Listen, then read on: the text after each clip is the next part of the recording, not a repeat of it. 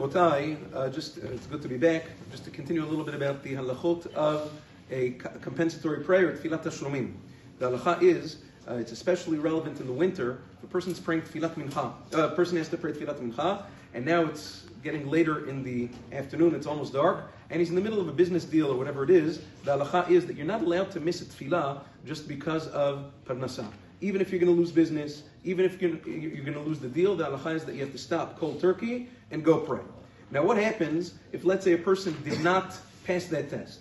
A person was in the middle of a deal, he was in the middle of conducting business, and he knew he had to pray, but he didn't stop.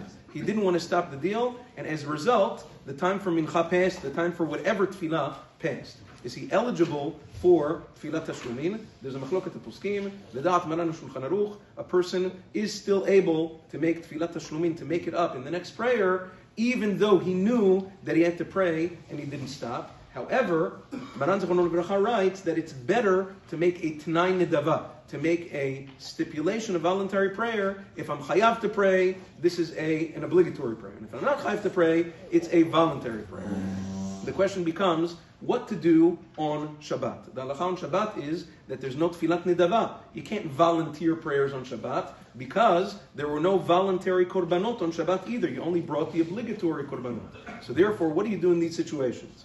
The halacha is, let's say this happened on mincha of Erev Shabbat.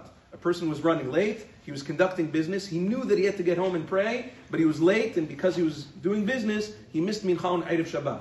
So now, on Leil Shabbat, if he wants to pray a second time, he cannot make a t'nai nedava. You can't make a t'nai for a voluntary prayer because you can't do that on Shabbat. Rather, you have to rely on Rov HaPoskim that say that you're still eligible for Tfilat Tashlumin. Just do the Tashlumin without the t'nai nedava. It's not a big deal because of there it was just a good idea anyway. The same thing, Rabotai, would happen. There's a machloket poskim. Let's say a person really couldn't pray because of a situation out of his control. Let's say a person was really sick. He couldn't pray. Now, is he eligible for tfilat tashlumin? Some poskim say, since you were sick, that means Hashem doesn't want you to pray. That means Hashem doesn't want your prayer. Therefore, when you feel better, you can't do tashlumin. It's not like forgetting. It's not like being engrossed or busy or whatever it is. It's that you couldn't. Le'alacha Maran rules in Siman Kufchet, the halacha is that if you were sick, and even if you had a situation that was beyond your control, you're still eligible for tfilat tashlumin. What happens on Shabbat? Now, over here in general, we would try to make a t'nai nedava because of the machloket. But on Shabbat, you cannot make a t'nai nedava. Person missed the tefillah on Shabbat because he wasn't feeling well.